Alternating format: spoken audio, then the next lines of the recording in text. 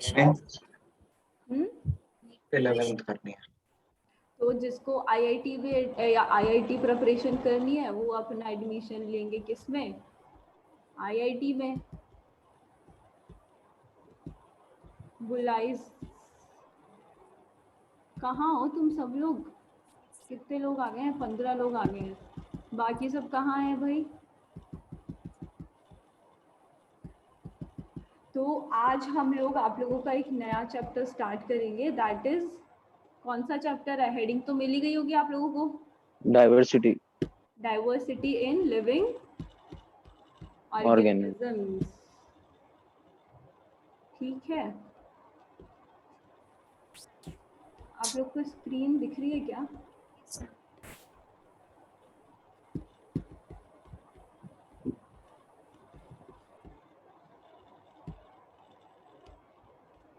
Yes ma'am देख रहे हैं।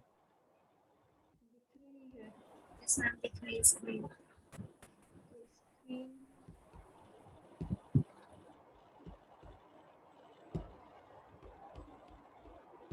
एक सेकेंड दीजिएगा।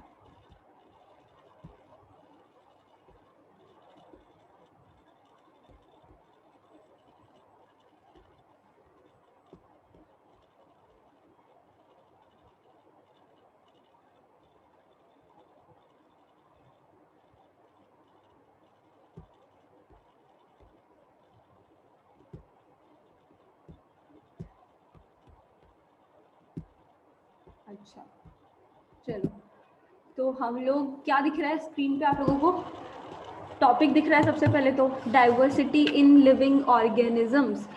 तो डाइवर्सिटी इन लिविंग ऑर्गेनिज्म से आप लोगों को क्या समझ में आता है, हम लोग क्या पढ़ने वाले हैं, किसकी डाइवर्सिटी पढ़ने वाले हैं, बोलो।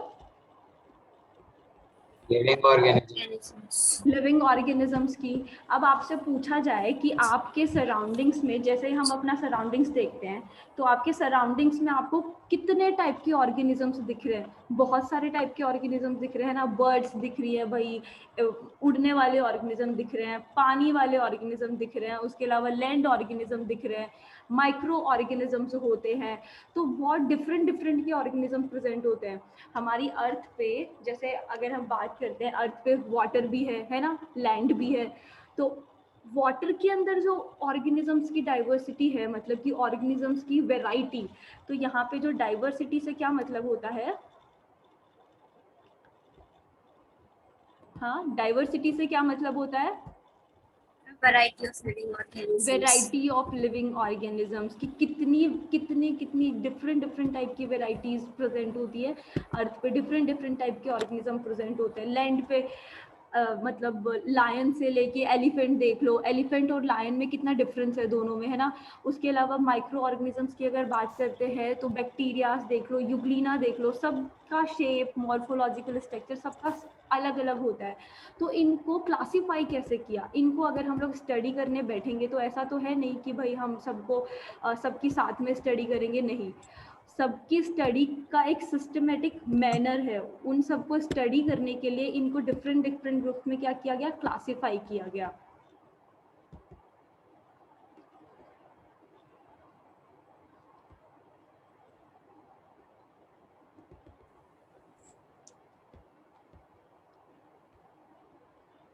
कितने लोग आ गए हैं, अभी बाकी लोग आ रहे हैं।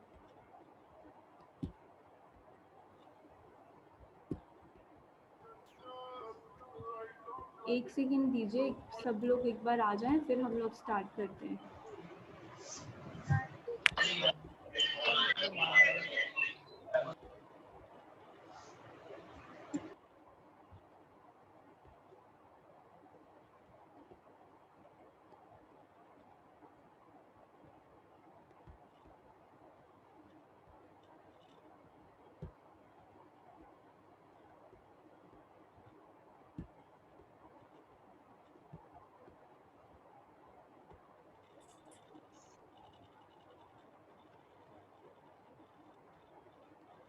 चलो 1 मिनट का और वेट कर रहे हैं, 25 लोग आ चुके हैं और हम लोग 4:08 पर लेक्चर अपना स्टार्ट कर देंगे। 1 मिनट का और वेट कर लेते हैं, जो भी लोग आना चाह रहे हैं वो आ जाएंगे। आई थिंक 4:08 तक इनफ टाइम होता है आने के लिए लोगों को, है ना? चलो, तो बायोडाइवर्सिटी, अब यहाँ पर देखो, ये सेकंड इसमें क्या दिख रहा है आपको? दिख रहा है आपका ये दिख रहा है, फ्रॉग दिख रहा है। फ्रॉग, अगर फ्रॉग का नाम लेते ही कौन सी कैटेगरी दिमाग में आती है? एम्फीबियंस, कि ये तो लैंड पे भी रहते हैं और कहाँ रहते हैं? वाटर में भी रहते हैं, तो इनके पास कुछ स्पेसिफिक कैरेक्टरिस्टिक्स प्रेजेंट होंगे। स्पाइडर को देखते ही लगता है कि वेब का फॉर्मेशन करती है ये, तो इसको एक अलग कैटेगरी में रखा गया।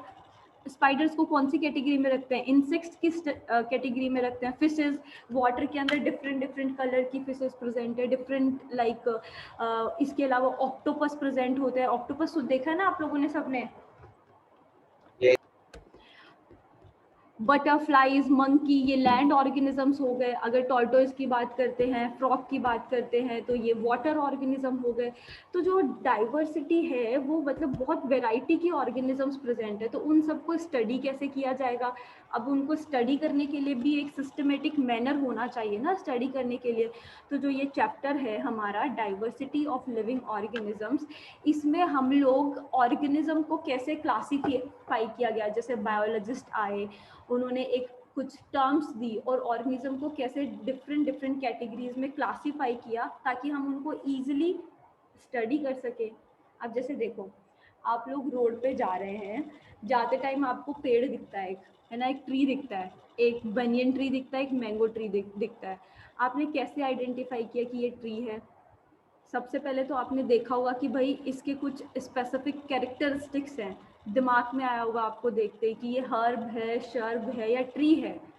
तो आपके दिमाग में क्या है सबसे पहले? कि ये ट्री है। तो पता कैसे लगा? क्योंकि हमने ट्रीज को, हर्ब्स को और श्रब्स को एक अलग अलग कैटेगरी में रखा गया है। किस बेसिस पे उनको कैटेगरी में रखा गया? तो उनको उनके मोर्फोलॉजिकल कैरेक्टरिस्टिक्स के बेसिस पे उनको डिफरेंट डिफरेंट कैटेगरीज में रखा गया। हर्ब्स क्या होता है? बहुत लाइक उनका जो तना होता है वो पूरा क्या होता है? ग्रीनिश कलर का होता है ना, ग्रीन होता है। जो हर्ब्स होते हैं, छोटे छोटे प्लांट जो होते हैं, जो हम लोग घर में भी लगाते हैं, है ना, अपने रूम में भी जो रखते हैं, छोटे छोटे प्लांट्स जो होते हैं, उनका जो तना भी होता है वो क्या होता है? ग्रीन कलर का होता है। और जो ट्रीज होते हैं, ट्रीज का जो पूरा स्ट्रक्चर होता है, वुडी भी होता है, ग्रीनिश भी होता है, स्टेम्स भी होती है, बहुत सारी लीव्स भी होती हैं। तो इनको हमने एक मॉर्फोलॉजिकल बेसिक्स, पहले सबसे पहले मॉर्फोलॉजिकल बेसिस पे हमने उनको क्लासिफाई किया गया। तो जो ये जो चैप्टर है हमारा डाइवर्सिटी ऑफ लिविंग ऑर्गेनिजम्स, इसमें हम लोग सबसे पहले बायोडाइवर्सिटी के बारे में पढ़ेंगे। अब भाई बायोडाइवर्सिटी का मतलब क्या होता है? क्या बोल रहे हो? मॉर्फोलॉजी मतलब क्या बोल रहे हो बच्चा? आपकी आवाज नहीं आ रही।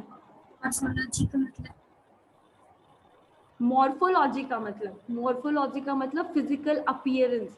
जैसे कि ट्री को देखते ही बाहर से दिखता कैसा है ट्री, है ना? जैसे आपकी नाक आपकी मम्मा से थोड़ी अलग हो सकती है, आपके पापा से थोड़ी अलग हो सकती है। तो जो आपका फिजिकल अपीयरेंस है वो आपके दोनों पेरेंट्स से अलग अलग है, तो उसी को मॉर्फोलॉजिकल कैरेक्टर बोलते हैं। किसी ऑर्गेनिज्म का जो फिजिकल अपीयरेंस होता है उसको मॉर्फोलॉजिकल कैरेक्टर बोलते हैं। समझे? क्लियर हुआ? अच्छा, तो बायोडाइवर्सिटी का मतलब क्या होता है? देखो, देखेंगे इसमें हम बायोडाइवर्सिटी। बायो मीन्स क्या होता है? लाइफ, एंड डाइवर्सिटी मतलब वैरायटी। तो हमारे सराउंडिंग्स में प्लांट्स की, एनिमल्स की बहुत सारी वैरायटीज़ प्रेजेंट है। तो उन सबको पढ़ना भी तो ज़रूरी है। उनकी स्टडी हम लोग कैसे करेंगे? तो उनकी स्टडी के लिए हमने एक सिस्टमेटिक मैनर बनाया। वो सिस्टमेटिक मैनर क्या था? जैसे कि टेक्सोनॉमी। अब जैसे हम ह्यूमन फिजियोलॉजी पढ़ते हैं, मतलब ह्यूमंस की अगर हम स्टडी करते हैं तो ह्यूमंस में हम रेस्पिरेटरी सिस्टम पढ़ते हैं, सर्कुलेटरी सिस्टम पढ़ते हैं। तो इन सबको कंबाइंडली, जो ह्यूमन की बॉडी की स्टडी को कंबाइंडली क्या बोला जाता है? ह्यूमन फिजियोलॉजी बोला जाता है, जिसके अंदर हम लोग ह्यूमंस की स्टडी करते हैं। ऐसे ही टेक्सोनॉमी क्या होती है? टेक्सोनॉमी के अंदर हम लोग कोई भी पर्टिकुलर स्पीसीज का आइडेंटिफिकेशन से लेके उसके क्लासिफिकेशन को पढ़ते हैं। अब भाई देखो, बहुत सारी स्पीसीज प्रेजेंट है ना, कितनी सारी, मतलब वेराइटी ऑफ स्पीसीज प्रेजेंट है, प्लांट की ले लो, एनिमल की ले लो। अब उन सब को अगर हमें स्टडी करना है, उन सब के बारे में अगर हमें जानना है, तो हम ऐसे सारी स्पीसीज को एक साथ थोड़ी पढ़ेंगे, हमें एक एक स्पीसीज को उठाना पड़ेगा, फिर हम उसकी स्टडी करेंगे। तो उस स्टडी को हम लोग क्या बोलते हैं, टेक्सोनॉमी। किस बायो के अंदर उसको कहाँ रखा जाता है, टेक्सोनॉमी में रखा जाता है। Taxonomy and then classification. फिर क्लासिफिकेशन के बेसिस क्या थे, क्यों क्लासिफाई किया जाता है ऑर्गेनिज्म को, ये हम लोग देखेंगे। देन हिरार्की ऑफ क्लासिफिकेशन की भाई मतलब इंक्रीजिंग से डिक्रीजिंग ऑर्डर, कैरेक्टर, कुछ ऑर्गेनिज्म होते हैं जिनकी कैरेक्टर्स बहुत ज़्यादा सिमिलर होते हैं, फिर हम जैसे नीचे आते हैं तो कैरेक्टर्स में थोड़ा डिफ्रेंशिएशन हो जाता है, तो हायरार्की बोलते हैं उसको। जैसे स्पीसीज के बाद हम लोग जाते हैं जीनस पे, तो ये जो ऑर्डर होता है ऑर्गेनिज्म को स्टडी करने का, उसको हम लोग बोलते हैं हायरार्की ऑफ क्लासिफिकेशन, जिसके अंदर हम लोग डिफरेंट डिफरेंट ग्रुप्स के बारे में पढ़ेंगे। तो सबसे पहले हम लोग देखते हैं बायोडाइवर्सिटी। चलो एक सेकेंड, देखो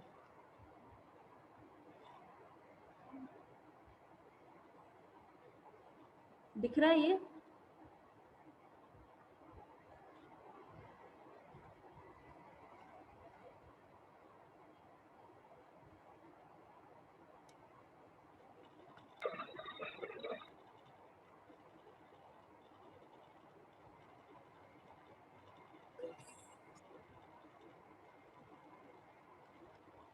diversity in living organisms. Diversity का मतलब क्या होता है, वेराइटी, बहुत सारे ऑर्गेनिजम्स की variety. There are more than 20 lakes living organisms present on our earth। अगर अर्थ की बात करते हैं तो अर्थ पे बहुत सारे ऑर्गेनिज्म, अराउंड 20 लेक, जब से अर्थ का ऑरिजन हुआ है, ऑरिजन के बाद हमने around like 1.7 to 1.8 million species को स्टडी कर लिया, और अभी भी बचा हुआ है कुछ मतलब स्पीसीज को स्टडी करना। तो हमारी अर्थ पे billion billion billion trillions of species present है, जिनके बारे में हम लोग को पढ़ने के लिए पूरा एक सिस्टमेटिक मैनर होना चाहिए। तो different places on the earth have their own typical kind of living being. जैसे देखो, एक पर्टिकुलर एरिया में एक स्पीसीज प्रेजेंट है, स्पीसीज जैसे कि लायन की स्पीसीज हो गई, कैट्स की स्पीसीज हो गई, डॉग की स्पीसीज हो गई, जो ऑर्गेनिज्म फिजिकली सिमिलर दिखते हैं और इंटरब्रीड कर सकते हैं, उनको स्पीसीज बोला जाता है। स्पीसीज समझ में आया आप सब लोगों को, क्या होती हैं स्पीसीज?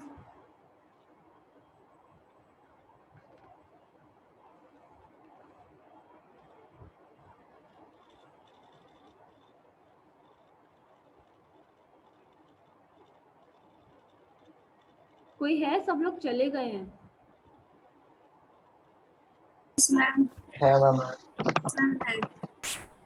अच्छा देखो, different places on the earth have their own typical kind of living beings, this give rise the need of classification। देखो अगर हम बात करते हैं अर्थ की, अर्थ पे अगर पोलर्स पे जाते हैं, लाइक मतलब हम हमारे नॉर्थ में जाते हैं, हिमालयन रीजन की तरफ जाते हैं, तो वहाँ पे बहुत ठंड है, तो वहाँ पर जो ऑर्गेनिज्म प्रेजेंट है वो उस इन्वायरमेंट के लिए अडेप्टेड है।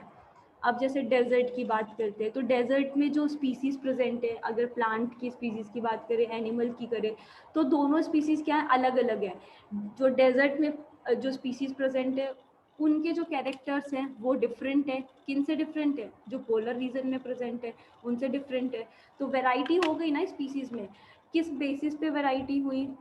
उनके इन्वायरमेंट के बेसिस पर, उनकी क्लाइमेटिक कंडीशंस के बेसिस पर वहाँ पर डिफरेंसेस आए कि भाई जो डेजर्ट में जो ऑर्गेनिजम्स रहते हैं उनको क्या चाहिए, वहाँ पे गर्मी बहुत होती है, टेम्परेचर बहुत हाई होता है, तो उनके जो फिजिकल अपीयरेंस होते हैं उनके, जैसे कि एक हम कैंगरू रेट की बात करते हैं, वो कहाँ मिलता है? डेजर्ट में मिलता है। तो उसका साइज़ क्या होता है? बहुत छोटा सा होता है, मतलब साइज़ बहुत छोटा सा होता है। क्यों छोटा होता है? ताकि वो ईजिली अपनी हीट लूज कर सके, वहाँ पर टेम्परेचर ज़्यादा होने की वजह से उसे हीट लूज़ करने की ज़रूरत पड़ी ताकि उसकी बॉडी में टेम्परेचर नॉर्मल रहे। तो ऑर्गेनिज्म जहाँ पे जिस इन्वायरमेंट में रहते हैं उस अकॉर्डिंगली वो अपने आप को अडेप्ट कर लेते हैं। तो यही इस लाइन में लिखा हुआ है कि different places on the earth have their own typical kind of living beings, है ना। अगर जैसे डिफरेंट डिफरेंट इन्वायरमेंट में जाएंगे तो ऑर्गेनिजम्स उसी अकॉर्डिंगली वहाँ पर प्रेजेंट होते हैं। There are more than 1.7 to 1.8 million species described and several more yet to known during the 3.5 billion years of the life on earth. Life का ओरिजिन हम लोग मानते हैं इवोल्यूशन के अकॉर्डिंग कि 3.5 बिलियन ईयर अगो लाइफ का origin हुआ था। तब तक हमने अराउंड 1.7 टू 1.8 मिलियन स्पीसीज को स्टडी कर लिया है और अभी पता नहीं कितनी स्पीसीज को स्टडी करना बाकी है। आपने इंसेक्ट्स देखे हैं? Yes. बहुत कितने डिफरेंट टाइप के इंसेक्ट्स प्रेजेंट होते हैं। मॉस्किटोज होते हैं, बटरफ्लाईज होती हैं, कॉकरोच होते हैं। ये सब किस कैटेगरी में आते हैं? इंसेक्ट्स की कैटेगरी में आते हैं। तो इनका कोई बेसिस तो होगा ना कि भाई इंसेक्ट में क्यों रखा है इनको, कोई इनका बेसिस तो होगा इनको डिफरेंशिएट करने का। किस बेसिस पे इनको इंसेक्ट्स की कैटेगरी में रखा, क्यों रखा? Cellular organisation. सेलुलर ऑर्गेनाइजेशन नहीं, अगर फिजिकली अगर हम इनका मॉर्फोलॉजिकल कैरेक्टर देखते हैं सबसे पहले, तो मॉर्फोलॉजी देखते हैं तो ये जो ऑर्गेनिज्म होते हैं सबके पास क्या होते हैं? 6 to 7 pair of legs present होते हैं, है ना। बटरफ्लाई को देख लो, कॉकरोच को देख लो, मॉस्किटो को देख लो, सबके पास बहुत सारे लेग्स होते हैं, जॉइंट अपेंडिसेस होते हैं। इनके जो लेग्स होते हैं वो कुछ इस काइंड ऑफ होते हैं, देखो ऐसे, है ना, ऐसे से होते हैं ना। तो इनको क्या बोला जाता है? जॉइंट अपेंडेजेस बोला जाता है। तो इस बेसिस पर पहले फिजिकली, फिर इनका जो सर्कुलेटरी सिस्टम था वो भी काइंड ऑफ सिमिलर था, रेस्पिरेटरी सिस्टम था वो भी सिमिलर था। इस बेसिस पे इनको एक कैटेगरी में रख दिया, इंसेक्ट्स की कैटेगरी में।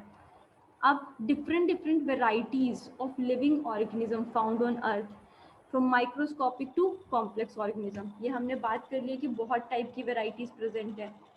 बैक्टीरिया से लेके कॉम्प्लेक्स ह्यूमन बीइंग्स तक अर्थ पे एग्जिस्ट करते हैं, तो उन सबको स्टडी करना जरूरी है। बायोडाइवर्सिटी, बायोडाइवर्सिटी का मतलब क्या होता है? Bio plus diversity. Bio means life and diversity means variety.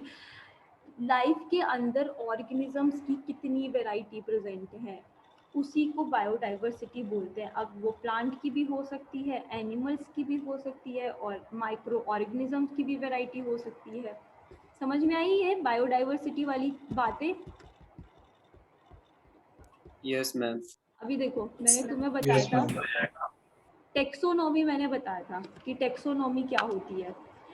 हमने बात की थी कि अगर हमें स्पीसीज को स्टडी करना है, हमें बहुत सारी स्पीसीज को स्टडी करना है, तो अब हम उन्हें रैंडम उठा के तो पढ़ेंगे नहीं। अब देखो, जैसे आपको बायो का कोई स्पेसिफिक लेक्चर पढ़ना है, जैसे आपको बायो का डाइवर्सिटी इन लिविंग ऑर्गेनिज्म ही पढ़ना है, तो आप सबसे पहले इसको बायो पढ़ने के लिए आप मैथ्स की बुक तो खोलेंगे नहीं, ऑब्वियसली आप बायो की बुक खोलेंगे, क्योंकि आपको पता है कि आपको बायोलॉजी का ये जो डाइवर्सिटी इन लिविंग ऑर्गेनिज्म है, ये चैप्टर कहाँ पे मिलेगा? बायो की बुक में मिलेगा। समझ रहे हो? अब बायो की बुक में हम लोग जाएंगे इंडेक्स पे, इंडेक्स पे जाके हम लोग इस चैप्टर का पेज नंबर देखेंगे कि कौन से पेज नंबर पे प्रेजेंट है ये चैप्टर, फिर हम उस पेज पे पहुंच के इसको स्टडी कर लेंगे। तो ये एक मतलब एक सिस्टम हो गया कि आपने एक सिस्टम को फॉलो किया और फॉलो करके आप उस चैप्टर तक पहुंच गए। तो ये स्टडी क्या थी? इजी हो गया आपके लिए, स्टेप इजी हो गया। अगर आप इसको सीधा मैथ्स की बुक में भी ढूंढते, केमिस्ट्री की बुक में भी ढूंढते, आपको समझ में नहीं आता कि आप इसको स्टडी कहाँ पे करें, इस चैप्टर को कौन सी बुक में पढ़ेंगे, तो आपको वो चीज़ें समझ में नहीं आती। ईजी क्यों बनी? क्योंकि आपको पता थी पहले से कि भाई ये बायोलॉजी के चैप्टर, बायोलॉजी की बुक के अंदर ही ये चैप्टर हमें मिलने वाला है। समझ में आया? तो ऐसे ही अगर किसी ऑर्गेनिज्म को हमें स्टडी करना है तो बायोलॉजिस्ट ने क्या किया, उसको एक नाम दिया टेक्सोनॉमी। कि टेक्सोनॉमी में हम क्या करते हैं, एक ऑर्गेनिज्म को सबसे पहले आइडेंटिफाई करेंगे, फिर उसका नाम देंगे और फिर उसको क्लासिफाई करेंगे। अब हमने जैसे आपने एलिफेंट को देखा, ठीक है, एलिफेंट को सबसे पहले आपने आइडेंटिफाई कैसे किया? उसके फिजिकल अपीयरेंस से आपने उसको आइडेंटिफाई किया।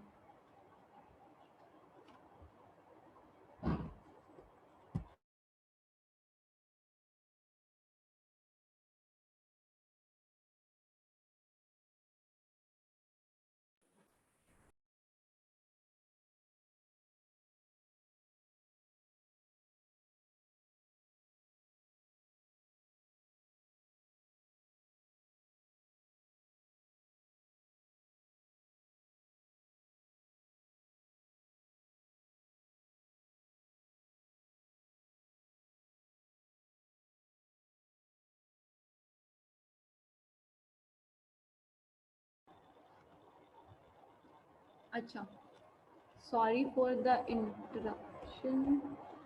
कहाँ पर थे हम? हाँ, अब मैं क्या बोल रही थी कि जैसे देखो, आपने एक एलिफेंट को देखा, आपने उसको आइडेंटिफाई किया सबसे पहले, फिर अगर आपको एलिफेंट के बारे में पढ़ना है तो आपने पहले उसका फिजिकल अपीयरेंस देखा, फिर आपको उसका नाम पता होगा कि इसका नाम एलिफेंट है, एलिफेंट से हम इसको स्टडी कर सकते हैं, आपको गूगल भी करना है एलिफेंट के बारे में, तो सबसे पहले आपको उसका नाम पता होना चाहिए।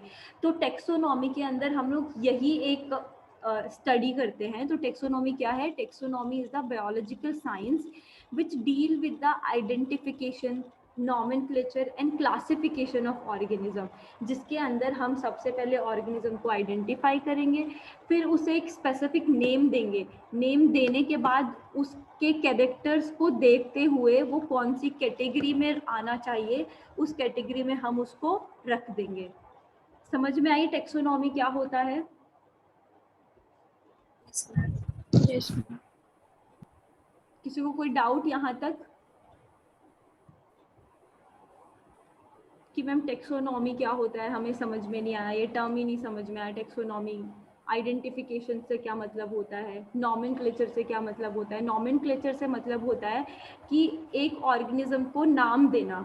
अब देखो, आपने सुना है scientific nomenclature? Ma'am. Yes, ma'am.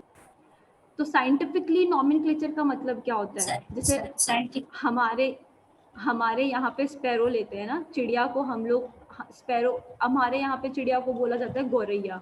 अब हम दूसरी कंट्रीज में जाएंगे, वहाँ पे उसको स्पैरो बोला जाता है। तो अलग अलग, हमारी इंडिया में ही कितनी सारी लैंग्वेजेस हैं, तो हमको सारी लैंग्वेजेस तो नहीं आती हैं। तो एक ऑर्गेनिज्म को आइडेंटिफाई करने के लिए एक ऐसा नाम होना चाहिए कि वो नाम ऑल ओवर द वर्ल्ड चले, कि हमने, जैसे ह्यूमन बींग्स का जो साइंटिफिक नेम होता है वो होता है होमोसेपियन। तो हम वर्ल्ड के किसी भी कॉर्नर में जाके अगर होमोसेपियन बोलेंगे तो हर कोई पहचान जाएगा कि भाई होमोसेपियन नाम तो किसका है? ह्यूमंस का नाम होता है होमोसेपियन। ह्यूमन का दूसरा नाम क्या होता है? होमोसेपियन। तो होमोसेपियन क्या हो गया? उसका साइंटिफिक नेम हो गया। इसीलिए हर एक ऑर्गेनिज्म को साइंटिफिक नेम देना बहुत ज़रूरी था। क्यों ज़रूरी था?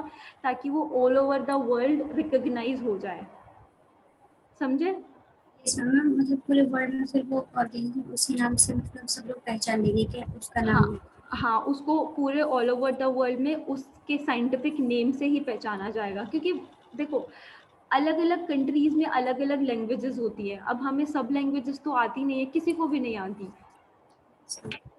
तो इसीलिए उनको स्टडी करने के लिए उनको एक नाम दिया जाता था, और वो साइंटिफिक नेम होता है उनका। तो देखो यहाँ पे मैंने एग्जाम्पल भी दिया है। One of the function of a taxonomy is to provide a scientific name for every living creature. तो जो टेक्सोनॉमिस्ट होते थे, जो जैसे टेक्सोनॉमिस्ट कौन होते थे? जो भी एक स्पेसिफिक स्पीसीज को डिस्कवर करके लेके आते थे। उन्होंने, जैसे साइंटिस्ट होते थे, साइंटिस्ट ने कोई भी स्पीसीज देखा, अब वो या तो उसको पहचान जाएंगे, और अगर उसको पहचान नहीं पा रहे हैं तो उसके कैरेक्टर्स को सिमिलरिटीज, मतलब किसी से डिफ्रेंशिएट करेंगे कि ये कैरेक्टर किससे मैच कर रहा है, इस ऑर्गेनिज्म के स्ट्रक्चर्स हैं, फीचर्स हैं, कौन से ऑर्गेनिज्म से मैच कर रहे हैं। तो सबसे पहले उन्होंने कैसे आइडेंटिफाई किया? उसको फिजिकल अपीयरेंस के बेसिस पे आइडेंटिफाई किया। उसके बाद वो उस ऑर्गेनिज्म के जीन्स को आइडेंटिफाई करेंगे, फिर उसको जेनेटिक बेसिस पे आइडेंटिफाई किया जाएगा। आइडेंटिफिकेशन के बाद उसको नॉमेनक्लेचर किया जाएगा, मतलब उसको नाम दिया जाएगा। नाम के बाद उसको एक स्पेसिफिक कैटेगरी में रखा जाएगा। यही होता है taxonomy. The need for a uniform international system of naming is obvious. Common vernacular names for the same plants and animal vary from region to region. ये लाइन समझ में आई? जैसे अभी हमने बोला था कि कॉमन नाम, हमारे यहाँ पे स्पैरो को गौरैया बोला जाता है, अर्थवॉर्म को केचुआ बोला जाता है। लेकिन अगर हम फॉरेन कंट्रीज में जाके केचुआ बोलेंगे तो कोई समझ जाएगा? वहाँ पे कोई भी नहीं समझेगा। क्यों? क्योंकि ये हमारी लोकल लैंग्वेज है, वहाँ की लैंग्वेज नहीं है। लेकिन अगर हम इसको अर्थवॉर्म को पैरी प्लेनेटा बोलेंगे तो इसको हर कोई समझ जाएगा। क्यों? क्योंकि ये इसका एक साइंटिफिक नेम है जो all over the world recognise किया जाता है। इसीलिए साइंटिफिक नॉमेनक्लेचर की रिक्वायरमेंट होती है। समझ गए? Yes, ma'am. मैं फास्ट तो नहीं बोल रही हूँ? No, ma'am. No, ma'am. भाई 2 ही बच्चे बोल रहे हैं, बाकी सब लोग कहाँ हैं? सब लोग अपना वीडियो टर्न ऑन करो एक बार। ईयरफोन नाम से कौन आया? अपना नाम तो सही रखो तुम। सब लोग जरा अपना वीडियो टर्न ऑन करो, कौन कौन है मुझे देखना है।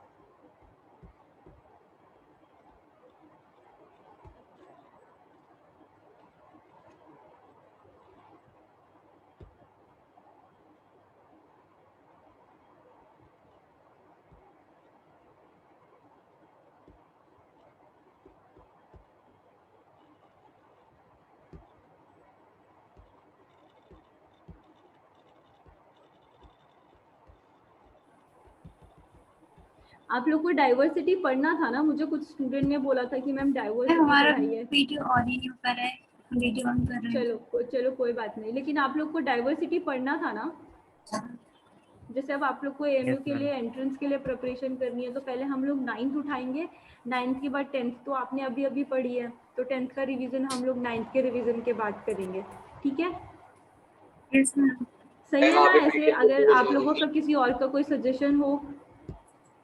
यस मैम, ठीक है। डाइवर्सिटी चैप्टर, डाइवर्सिटी चैप्टर सही है ना? Yes ma'am. बाकी सब लोग बोलो, बाकी सब लोग कहाँ हो? क्लास नहीं ले रहे हो क्या? मैम ठीक। Yes ma'am. चलो, ऐसा इंटरेक्ट करोगे तो क्लास में पढ़ाने में मजा आएगा, ऐसे लगेगा कि हाँ हम लोग क्लास में ही बैठे हैं।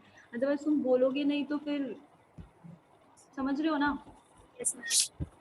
अच्छा देखो, यहाँ पे थे हम लोग गिव 3 एग्जाम्पल। ये चीज समझ में आई कि भाई क्यों उनको नॉमेनक्लेचर उनका करना जरूरी क्यों है?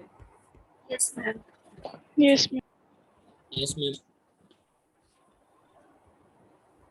मैम हमें cold blooded and warm blooded में बहुत कंफ्यूजन होता है। क्या बोल रहे हो? Cold blooded and warm blooded organism में बहुत ज्यादा कंफ्यूजन होता है। अच्छा, कोल्ड ब्लडेड और वार्म ब्लडेड ऑर्गेनिज्म में Yes. बहुत ज्यादा कंफ्यूजन होता है। तो देखो, आपने रेप्टीलियाज का नाम सुना है? Yes, रेप्टीलिया का नाम लेते क्या आता है दिमाग में? लिजर्ड्स आती है ना? Lizards. छिपकलियां Yes. आती हैं। उसके बाद आपने एम्फीबियन सुना है, एविस सुने हैं, मैमल सुना है, फिशेस सुनी है ना? जब हम कॉर्डेट्स को आप लोग अभी पढ़ेंगे इसी चैप्टर में, जैसे 9th में आप लोगों ने ऑलरेडी पढ़ा है ये चैप्टर, है ना? तो जो कॉर्डेट्स के अंदर 5 कैटेगरीज आती है, कौन कौन सी? This में ma'am fishes, Aves, spices, and amphibians, amphibians, reptiles, apes, Reptilia, Aves और मैमल्स। mammalia. तो देखो, जो इनिशियली जो फर्स्ट जो 3 कैटेगरीज है वो ऑर्गेनिजम्स को बोला जाता है कोल्ड ब्लडेड, और जो उसके बाद के जो 2 हैं एवीज और मैमल, उनको बोला जाता है वार्म ब्लडेड। अब ऐसा क्यों बोला जाता है? कोल्ड ब्लडेड का मतलब ऐसे ऑर्गेनिजम्स होते हैं, सॉरी, वार्म ब्लडेड का मतलब ऐसे ऑर्गेनिज्म होते हैं जो अपने बॉडी के टेम्परेचर को मेंटेन कर लेते हैं। कैसे? अब जैसे हम लोग हैं, ह्यूमन बींग्स हैं, हम लोग वार्म ब्लडेड ऑर्गेनिजम्स हैं, है ना? कि जैसे हमें गर्मी लगती है तो हमारी बॉडी ऑटोमेटिकली स्वेट करना स्टार्ट कर देती है, करती है ना? Yes, sweating ma'am. होना स्टार्ट हो जाती है हमें। और अगर हमें ठंड लगती है तो हम लोग शिवर करना स्टार्ट कर मतलब ऐसे कांपना शुरू कर देते हैं। तो हम लोग वो जानबूझ के नहीं करते हैं, वो हमारी बॉडी का इन्वायरमेंट के लिए एक ऑटोमेटिक रिस्पॉन्स होता है। किस लिए, क्यों होता है वो? हम जैसे हमारी बॉडी शिवर करना स्टार्ट करती है तो बॉडी में हीट का प्रोडक्शन होता है, हीट जनरेट होती है शिवरिंग से, और हीट जनरेट होती है तो बॉडी को वार्मथ मिलती है। और ठंड में हमें क्या चाहिए होती है? वार्मथ चाहिए होती है। तो मतलब मैम, यस मैम, तो मतलब ये वाली एबिलिटी कोल्ड ब्लडेड के पास नहीं होती है। ये एबिलिटी कोल्ड ब्लडेड के पास नहीं होती है। जैसे आपने जैसे लिजर्ड्स होती हैं, डेजर्ट में हम लोग लिजर्ड्स को देखते हैं, स्नेक्स को देखते हैं, वो सारे ऑर्गेनिज्म कहाँ रहते हैं? बिल में रहते हैं। क्यों रहते हैं बिल में? वो बाहर सरफेस पे भी तो रह सकते हैं, बिल में ही क्यों रहते हैं? क्यों रहते हैं? क्योंकि उनको गर्मी लगती है और नीचे जब वो मतलब जमीन में बिल में जाते हैं तो वहाँ पे क्या होता है, जो टेम्परेचर होता है वो थोड़ा कम होता है, कम होता है। तो वो अपने बॉडी के टेम्परेचर को मेंटेन नहीं कर पाते, इसलिए वो अपने आप को प्रोटेक्ट करने के लिए एक्सटर्नल जो वार्म एनवायरनमेंट है उससे प्रोटेक्ट करने के लिए बाहर नीचे चले जाते हैं। लेकिन हमारी बॉडी टेम्परेचर को मेंटेन कर लेती है, इसलिए हम लोग वार्म ब्लडेड है। ये डिफरेंस होता है वार्म में और कोल्ड ब्लडेड में। समझ में आया?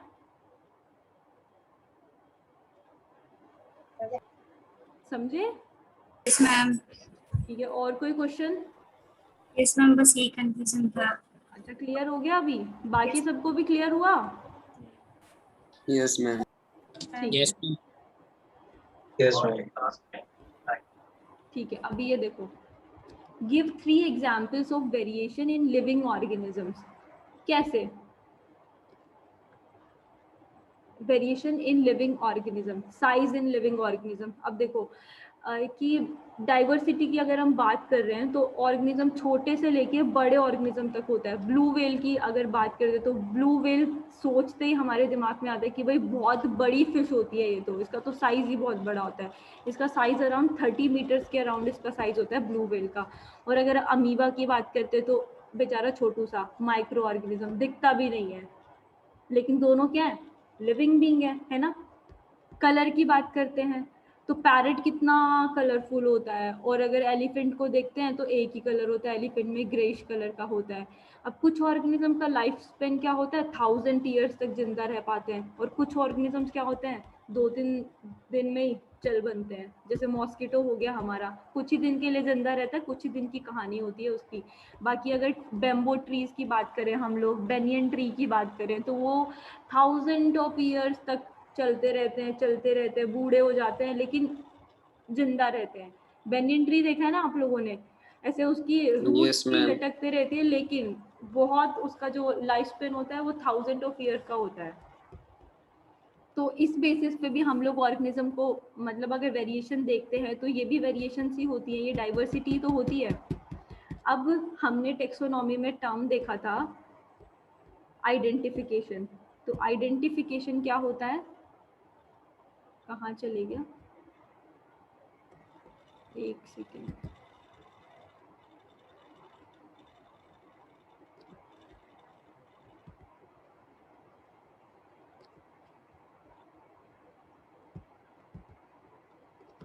Identification means determination of correct place for an organism in previously established plan of classification।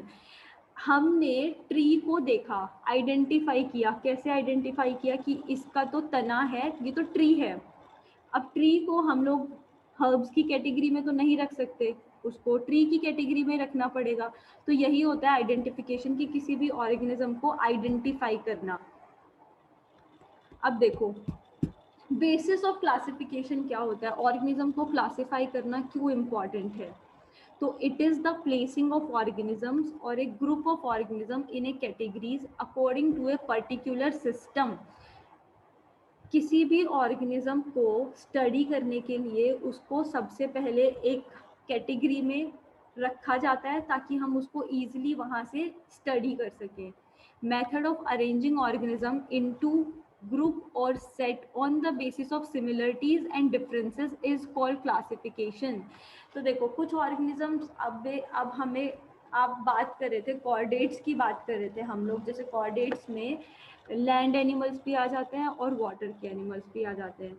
अब उनको कॉर्डेट्स में ही क्यों रखा गया, पता है आप सब लोगों को कि उनको कॉर्डेट्स में ही क्यों रखा गया?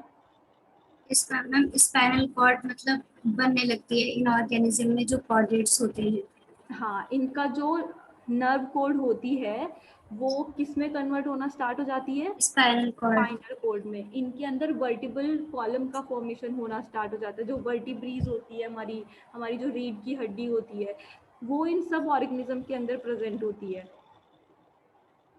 कुछ इन कैरेक्टरिस्टिक्स के बेसिस पर उनको एक कैटेगरी में रखा गया। अब फिशेस को फिश वाले कॉलम में ही क्यों रखा गया, कुछ तो सिमिलरिटीज होंगी, जैसे कि डिफरेंट टाइप की फिशेस होती है, गिल्स से रेस्पिरेशन होता है उनके अंदर, बॉडी सरफेस से रेस्पिरेशन होता है, तो कुछ सिमिलरिटीज होती है, कुछ डिफरेंसेस होते हैं। इस बेसिस पे उनको हम क्लासीफाई करते हैं।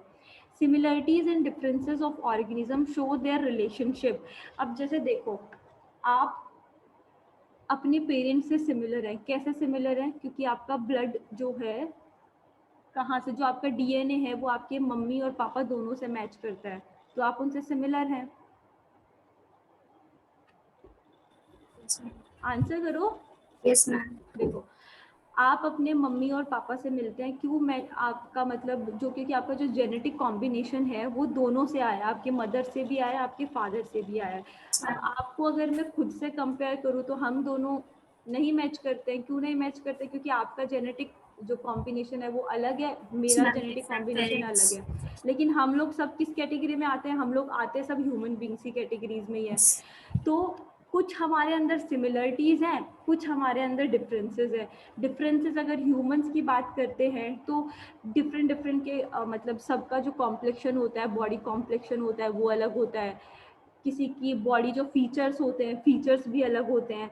लेकिन हम लोग का जो फिजिकल अपीयरेंस है, हमारे पास 2 लिम्स है, मतलब 4 लिम्स है, 2 हाथ, 2 पैर, नाक, कान, ये सब है। ये सारी चीज़ें सिमिलरिटीज़ हो गई। डिफरेंसेस क्या हो गए कि हमारा जो जेनेटिक रिकॉम्बिनेशन है वो डिफरेंट है, हमारे जीन्स डिफरेंट है। तो इस बेसिस पे भी हम क्लासिफाई करते हैं। एक रिलेशनशिप सेट करता है ऑर्गेनिजम्स के बीच में classification. Classification is the systematic arrangement of organisms on the basis of their relatedness. और क्लासिफिकेशन क्या होता है? ऑर्गेनिजम्स का सिस्टमेटिक अरेंजमेंट होता है। अब जैसे हम लोग जैसे बात करते हैं मैमल्स की बात करते हैं।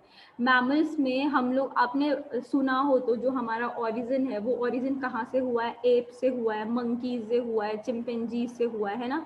सुना है ना कि हम लोग बंदर से, बंदर जो है हमारे एंसेस्टर्स हैं, चिंपैंजीज जो है वो हमारे एंसेस्टर्स हैं। तो ये हमारा इवोल्यूशन का प्रोसेस है।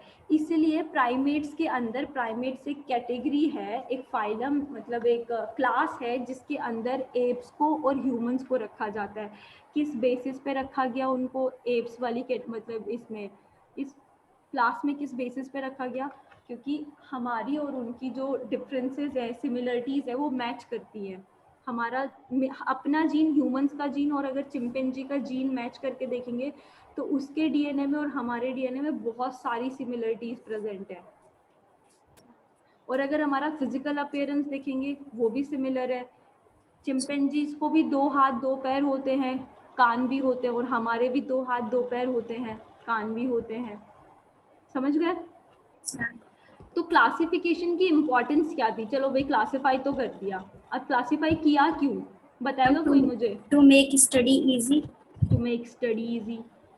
Classification make the study of wide variety of organism easy, ताकि हम इजीली उनको, इतनी सारी स्पीसीज प्रेजेंट है, उनको स्टडी करना इजी हो जाए।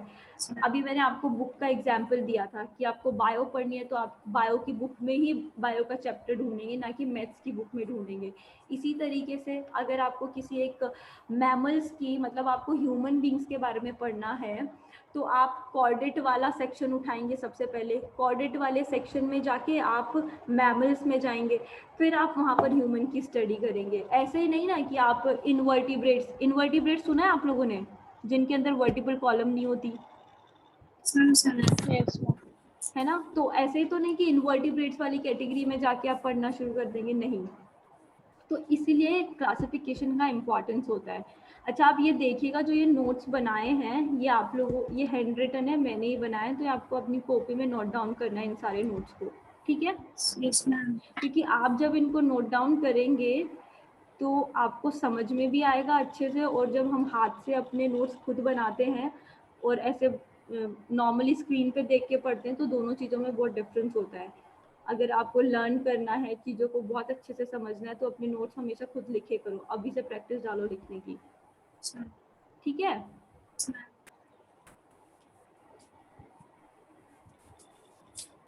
हम लोग थे इम्पोर्टेंस ऑफ क्लासिफिकेशन। जैसे बुक में दिया हुआ है प्रोटोकॉर्डेटा, तो मतलब ये कॉर्डेटा प्रोटोकॉर्डेटा अलग अलग है, मतलब क्लास 9 की एनसीईआरटी की बुक में दिया हुआ है।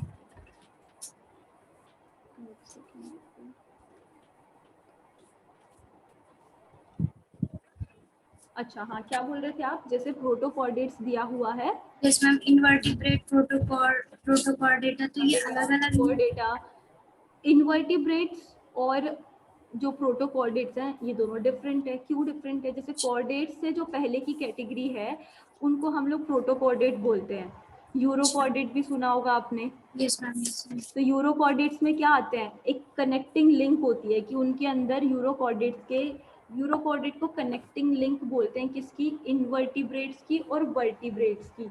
अब किसी चीज को अगर हम कनेक्टिंग लिंक बोलते हैं तो उसको कनेक्टिंग लिंक क्यों बोला जाता है, क्योंकि वो एक कनेक्शन क्रिएट कर रही होती है। तो यूरोकॉर्डेट्स के अंदर कुछ कैरेक्टर्स किसके होते हैं, इनवर्टिब्रेट्स के होते हैं, और कुछ कैरेक्टर्स किसके होते हैं, वर्टिब्रेट्स के होते हैं। इसीलिए ऐसे ऑर्गेनिज्म जिनके अंदर दोनों कैरेक्टर्स प्रेजेंट थे, इनवर्टिब्रेट के और वर्टिब्रेट के भी, उनको यूरोकॉर्डेट में रख दिया गया। अब कॉर्डेट से पहले देखो, जैसे कॉर्डेट्स है, कॉर्डेट्स के अंदर वर्टिब्रल, जो कॉर्डेट्स के अंदर अगर हम फर्दर जाएंगे तो हम वर्टिब्रेट्स को पढ़ेंगे। वर्टिब्रेट्स के अंदर क्या है, वर्टिब्रल कॉलम प्रेजेंट है। तो मतलब प्रोटोकॉर्डेट मतलब उससे पहले कॉर्डेट से वाली पहले वाली कैटेगरी। अच्छा।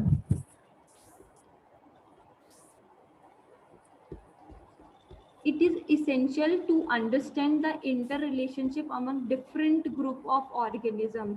तो अगर ऑर्गेनिज्म को हमें स्टडी करना था तो उनके बीच का हमें रिलेशन भी पता होना चाहिए, इसलिए हमें क्लासिफिकेशन करना जरूरी था। समझ में आई ये बात? Yes ma'am.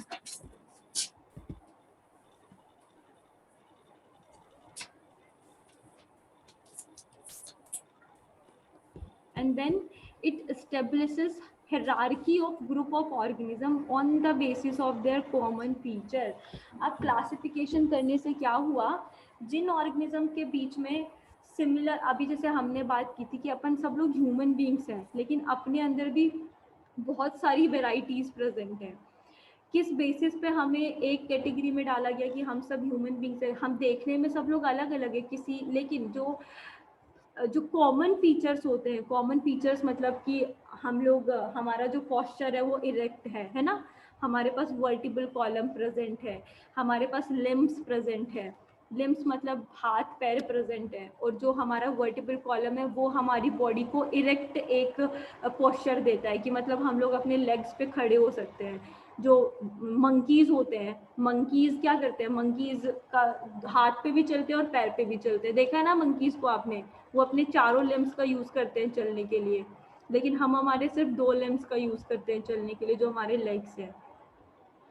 तो कुछ कॉमन कैरेक्टर और कुछ उनको अगर जैसे स्पीसीज होती हैं, स्पीसीज के अंदर उन ऑर्गेनिज्म को रखा जाता है जिनके जो आपस में इंटरब्रीड कर पाए। तो हमारी ह्यूमंस की एक कैटेगरी होती है, हम लोग भी स्पीसीज में आते हैं।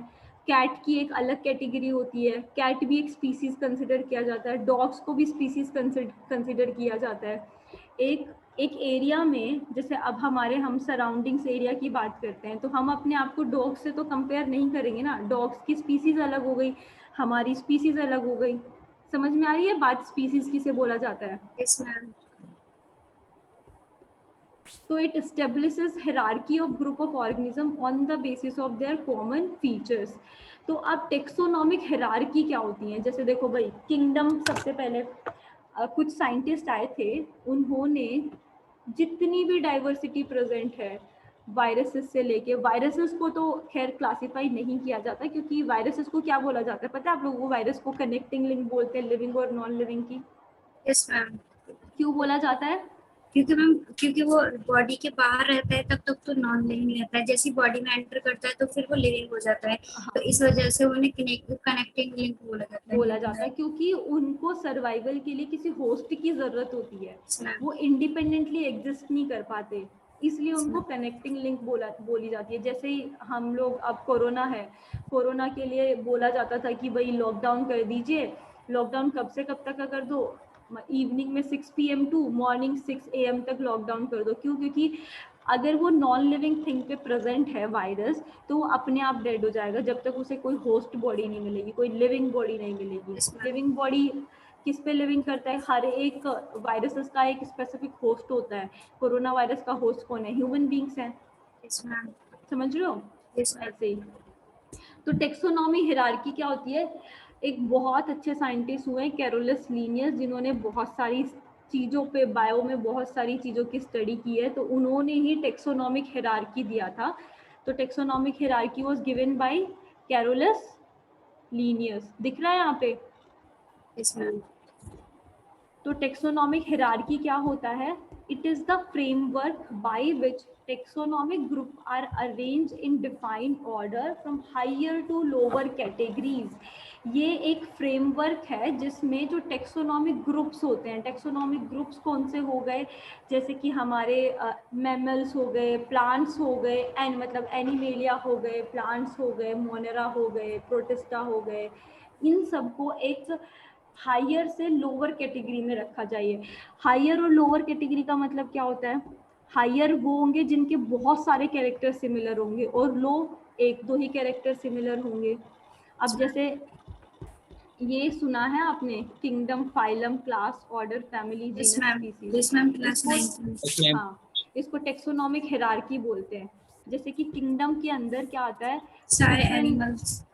किंगडम के अंदर अगर किंगडम फर्स्ट स्टेप है क्लासिफिकेशन का, किंगडम को फर्स्ट स्टेप बोला जाता है क्लासिफिकेशन का। कैसे? कि यहाँ पे जितने ऑर्गेनिज्म प्रेजेंट है ना, वो सारे क्या है? वो लिविंग ऑर्गेनिजम्स हैं। किंगडम के अंदर जितने ऑर्गेनिज्म है वो सारे लिविंग ऑर्गेनिज्म है। कौन कौन से ऑर्गेनिजम्स आते हैं? किन, जैसे साइंटिस्ट ने जो मोस्ट स्टेबल एक क्लासिफिकेशन दिया, जो मोस्ट एक्सेप्टेड है, वो 5 किंगडम क्लासिफिकेशन है। Yes, ma'am. हम लोग RH पढ़ेंगे Whittaker. अभी हम लोग आगे जाके पढ़ेंगे पूरा उसके बारे में डिटेल की, कितने 2 किंगडम क्लासिफिकेशन आया, 3 किंगडम क्लासिफिकेशन आया। तो कुछ जो साइंटिस्ट थे वो मतलब क्लासिफाई कर नहीं पाए थे। 2 सिस्टम किसने दिया था? एरिस्टोटल ने दिया था 2 सिस्टम क्लासिफिकेशन। एरिस्टोटल ने क्या किया कि ऑर्गेनिज्म को लिया, मतलब सबसे पहले ऑर्गेनिज्म को लिया और उन्होंने कैसे रख दिया कि कुछ ऑर्गेनिजम्स रहते हैं वही लैंड पे रहते हैं, कुछ एयर में रहते हैं, कुछ वाटर में रहते हैं। इस बेसिस पे उन्होंने क्लासिफाई कर दिया।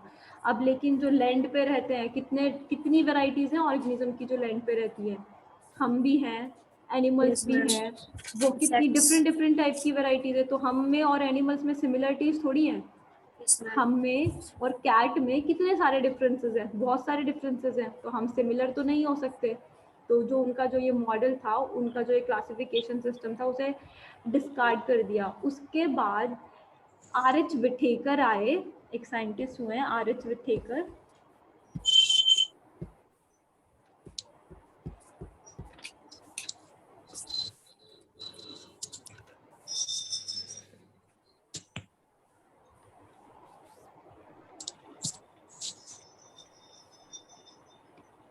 RH विटेकर ने कौन सा सिस्टम दिया था? RH विटेकर 5 ने दिया kingdom था 5 classification. Kingdom classification. ठीक है, ये समझ में आ रहा है ना? Yes, ma'am. 5 किंगडम क्लासिफिकेशन दिया उन्होंने।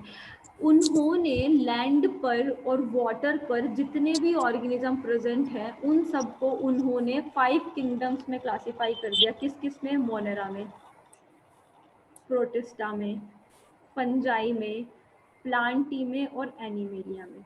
मोनेरा में उनको रखा जितने भी बैक्टीरियाज प्रेजेंट है हमारे वर्ल्ड में, अर्थ पे जितने भी टाइप के बैक्टीरियाज प्रेजेंट है, ट्रू बैक्टीरिया से लेके यू बैक्टीरिया तक, ऐसे बैक्टीरियाज भी जो बहुत हेलाइन मतलब इन्वायरमेंट में रहते हैं या बहुत हाई टेम्परेचर वाले इन्वायरमेंट में भी रहते हैं, उन सब बैक्टीरियाज को लिया और उन्होंने मोनेरा किंगडम के अंदर बैक्टीरियाज को रख दिया। तो मोनेरा को मतलब बैक्टीरियाज को सोल मेंबर ऑफ मोनेरा भी बोला जाता है। क्यों? क्योंकि अगर हम बैक्टीरियाज की बात करते हैं तो सबसे पहले, नहीं चलो, अगर हम मोनेरा की बात करते हैं तो मोनेरा का नाम सुनते ही हमारे दिमाग में बैक्टीरिया आना चाहिए कि भाई हम मोनेरा में क्या पढ़ेंगे? Bacteria. बैक्टीरिया को पढ़ने वाले हैं। अब प्रोटिस्टा आए। प्रोटिस्टा में उन्होंने ऐसे ऑर्गेनिज्म को रखा जो सिंगल सेल हैं, लेकिन उनकी बॉडी के अंदर जो ऑर्गेनाइजेशन प्रेजेंट है ना, वो किससे मैच करता है? वो जो हायर ऑर्गेनिजम्स है उनसे मैच करता है। मतलब ये सिंगल सेल यूकैरियोटिक ऑर्गेनिज्म से। अब Yes, आपको ma'am. प्रोकैरियोट और यूकैरियोट के बीच में डिफरेंस पता है? Yes, ma'am. पता है. प्रोकैरियोटिक ऑर्गेनिजम्स कौन से होते हैं, यूकैरियोटिक Yes, ma'am. ऑर्गेनिजम्स कौन से होते हैं ना? तो जो मोनेरा किंगडम के ऑर्गेनिजम्स थे वो तो क्या थे? यूनिसेलुलर थे Eukaryotes. एंड प्रोकैरियोट्स थे। प्रोकैरियोट से मतलब जो इनके अंदर जो न्यूक्लियस प्रेजेंट था वो ट्रू न्यूक्लियस नहीं था, लेकिन प्रोटिस्टा में उन्होंने ऐसे ऑर्गेनिज्म को रखा जो यूनिसेलुलर तो थे, सिंगल सेल तो थी यूकैरियोट्स उनके थे। पास, लेकिन वो यूकैरियोट्स थे। यूकैरियोट से मतलब जो इनका बॉडी का और जो सेल का ऑर्गेनाइजेशन था, इनके पास ट्रू न्यूक्लियस प्रेजेंट था। जितने भी सेल ऑर्गेनल्स होते हैं, माइटोकॉन्ड्रिया हो गया आपका, लाइजोसोम्स हो गए, राइबोसोम्स हो गए, वो सब प्रोटिस्टा के पास प्रेजेंट थे। फिर आया उन्होंने फंजाई। फंजाई में जितने भी फंजाई होते हैं, यीस्ट से मल्टीसेलुलर। मशरूम, एगैरिकस, जितने भी फंजाई होते हैं सबको उन्होंने फंजाई वाले ग्रुप में रख दिया। उसके बाद प्लांटी। प्लांटी के अंदर उन्होंने हमारी अर्थ पे, वाटर में जितने भी टाइप के प्लांट्स प्रेजेंट हैं, एल्गी से लेके एंजियोस्पर्म तक, एल्गी से लेके एंजियोस्पर्म तक। एल्गी कहाँ प्रेजेंट होती है? वाटर की सरफेस पर। वाटर की सरफेस पे। डीप सी में भी प्रेजेंट होती है। रेड एल्गी सुना है आपने? Yes ma'am. जैसे आपने एक ग्रीनिश टेक्सचर एल्गी देखा है सबने? Yes ma'am. Yes, ma'am.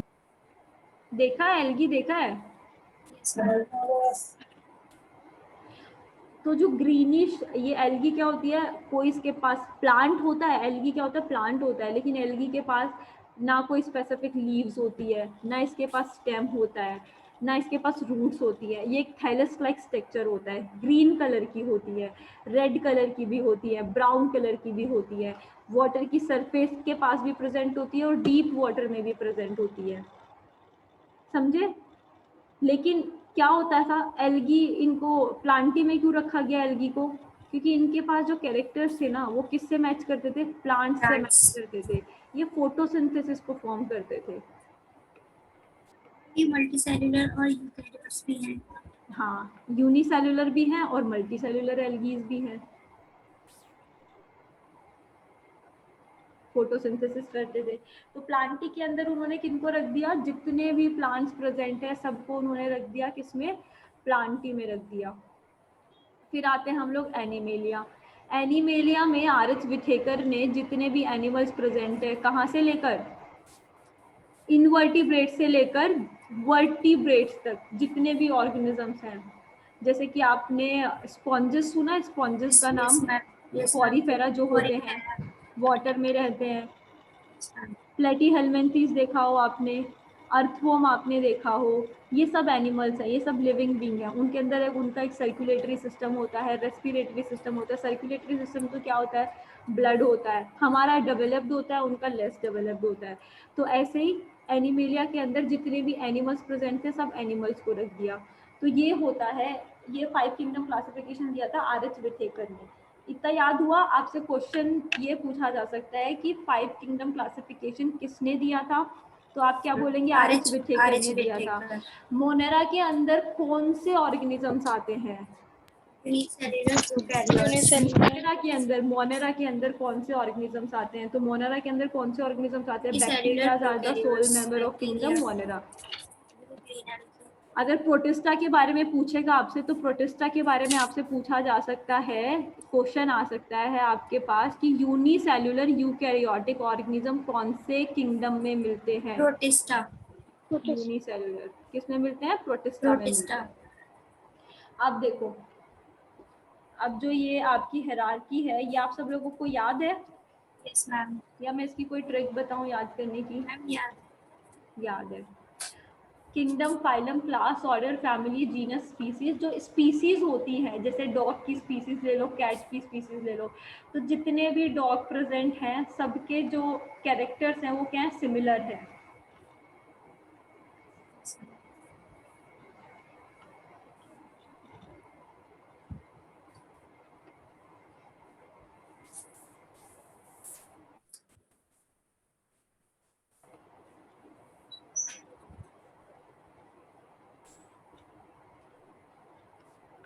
जितनी भी कैट्स प्रेजेंट है, बर्ड्स है, बर्ड्स के कुछ स्पेसिफिक फीचर्स होते हैं। अब कैट को बर्ड्स की कैटेगरी में थोड़ी रख सकते हैं, या फिर बर्ड्स का कैट्स के साथ इंटरब्रीड करवा सकते हैं? नहीं करवा सकते। तो स्पीसीज क्या होती है, स्पीसीज का मतलब क्या होता है? अगर स्पीसीज आपसे पूछा जाए कि स्पीसीज की कोई डेफिनेशन बताइए, तो आप क्या बताएंगे स्पीसीज की डेफिनेशन में?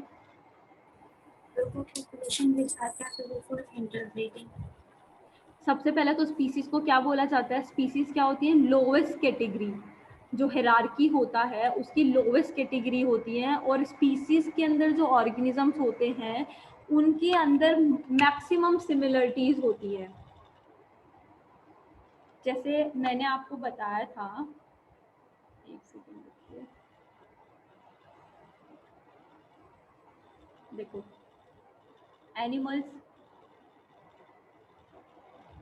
एनिमल्स में क्या आ गए? सब एनिमल्स आ गए,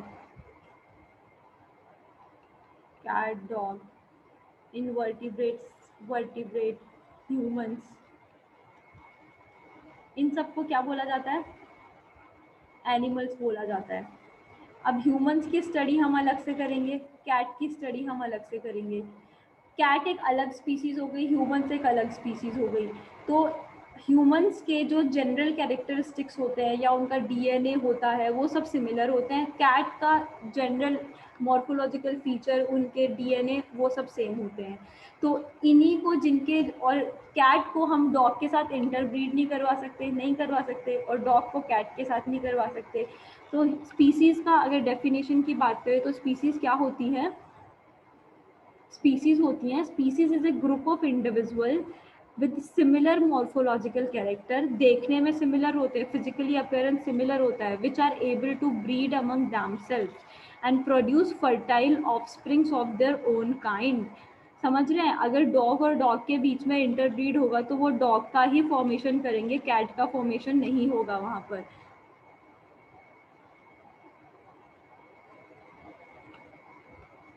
ऐसे ऑर्गेनिज्म उसको क्या बोला जाता है? स्पीसीज बोला जाता है। जैसे डॉग की स्पीसीज अलग हो गई, कैट की स्पीसीज अलग हो गई। तो आज हमने कहाँ तक देख लिया है? हमने देख लिया स्पीसीज तक। जो नेक्स्ट आपका लेक्चर होगा उसमें हम लोग क्लासिफिकेशन का बेसिस देख लिया, टाइप ऑफ क्लासिफिकेशन पढ़ेंगे कि क्लासिफिकेशन स्टार्ट कहाँ से हुआ था। उसके बाद पूरा हम लोग प्लांट किंगडम पढ़ेंगे, प्लांट किंगडम के बाद एनिमल किंगडम को स्टडी करेंगे। आप लोगों को पहले प्लांट किंगडम पढ़ना है या एनिमल किंगडम पढ़ना है वो बताइए मुझे पहले। किंगडम। प्लांट एनिमल किंगडम पहले पढ़ना है या प्लांट किंगडम पहले पढ़ना है? Plant kingdom. Plant. Plant plant kingdom. Plant kingdom पढ़ना है। प्लांट किंगडम से बहुत सारे लोगों को डाउट्स होंगे, लर्न नहीं होता जल्दी से, तो मैं कुछ आप लोग के लिए ट्रिक्स लेके आऊँगी जिससे इजीली लर्न भी किया जाएगा। और हम लोग ना इसमें एक डीपीपी फॉर्मेट भी रखेंगे कि एक वीक के बाद मैं कुछ क्वेश्चंस लाऊंगी, जितना हम लोग पढ़ लेंगे उससे रिलेटेड, और आपके एएमयू एंट्रेंस से रिलेटेड कुछ क्वेश्चंस लेके आऊँगी, वो मैं आपको दूंगी। नेक्स्ट डे आपको मुझे बताना है, उनके आंसर्स बताने हैं सब क्वेश्चंस के, ठीक है? Yes ma'am. तो अभी हम लोग क्लास कर देते हैं एंड। नेक्स्ट कल हम लोग पढ़ेंगे क्लासिफिकेशन। क्लासिफिकेशन के बाद हम लोग पहले प्लांट किंगडम पढ़ेंगे, प्लांट किंगडम के बारे में सब कुछ पढ़ेंगे। डाइवर्सिटी के बाद आप लोग को नेक्स्ट चैप्टर कौन सा पढ़ना है? टिश्यू। जिसमें आपको मैक्सिमम डाउट हो। पढ़ेंगे हम सब लोग, लेकिन आपकी प्रेफरेंस के अकॉर्डिंग पढ़ेंगे। आप बोलेंगे कि मैम ये वाला टिश्यू। चैप्टर पहले पढ़ना है, टिश्यू पढ़ना है। और कोई?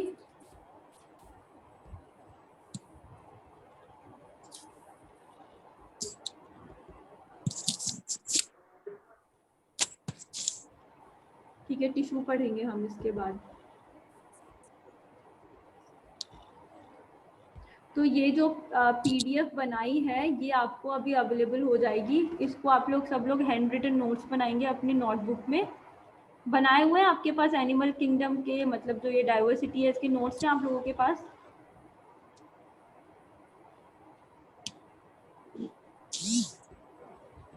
बताओ। है मैम।